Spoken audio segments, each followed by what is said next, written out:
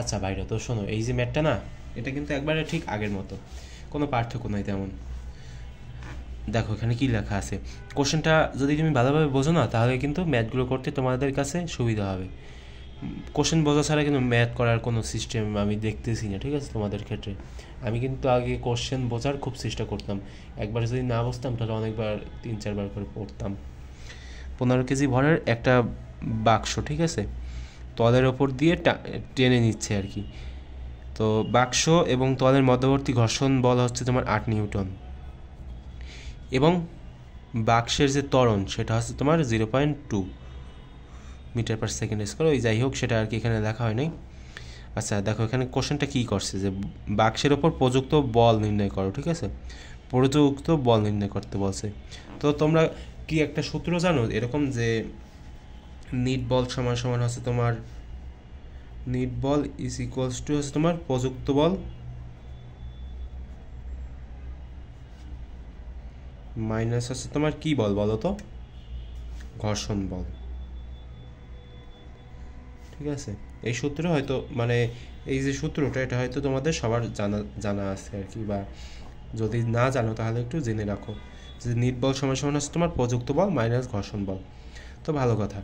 এখন এর বদলে কি আমরা এরকম বলতে পারি না, যে তার মানে কি প্রযুক্ত বল সমান সমান হচ্ছে তোমার নিট বল প্লাস ঘর্ষণ বল। একটু ঘুরিয়ে লিখলাম, ঠিক আছে, এরকম কিন্তু আমরা বলতে পারি প্রযুক্ত বলের সংজ্ঞার বেলায় আর কি। আচ্ছা গেল। তো এই জিনিসটাই একটু ইংলিশে একটু লেখার একটু চেষ্টা করো তো। তো দেখো ইংলিশে যদি তুমি লেখো তাহলে এখানে এফ হবে, ঠিক আছে, প্রযুক্ত বল হচ্ছে তোমার এফ, আর নিট বল কী বলো তো, এম এ।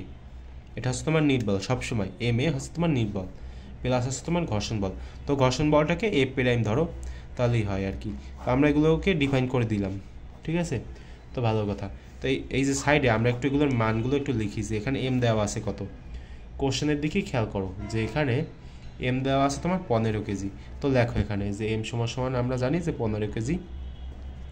এরপর এখানে মধ্যবর্তী ঘর্ষণ বল কত, এফ প্রাইম সমান সমান আছে তোমার 8 নিউটন। আচ্ছা, এরপর আছে তোমার বাক্সের যে ত্বরণ সেটা কত বলো তো, 0.2 মিটার পার সেকেন্ড স্কোয়ার।